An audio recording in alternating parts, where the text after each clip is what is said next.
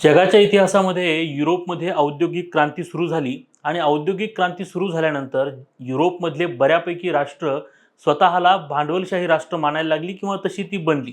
परंतु यातून एक सगळ्यात मोठा प्रॉब्लेम समोर आला, तो म्हणजे मालक आणि कामगार आणि त्यांच्यातील आर्थिक विषमता. यातूनच पुढे एक संकल्पना जन्मास येते आणि ती म्हणजे समाजवाद.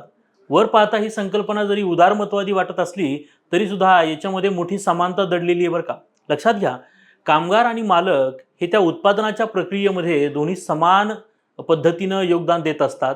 या विचारधारेलाच खरं तर समाजवाद असं म्हणलं गेलेलं आहे आणि म्हणूनच समाजवादाची व्याख्या करताना आपण म्हणतो की उत्पन्नाची किंवा उत्पादनाची सर्व प्रक्रिया ही राज्याच्या मालकीची असते आणि याच्यामध्ये राज्य किंवा राज्य व्यवस्था जी आहे ती सर्वांसाठी समान तरतुदी करत असते, मग तो मालक असेल किंवा कामगार असेल.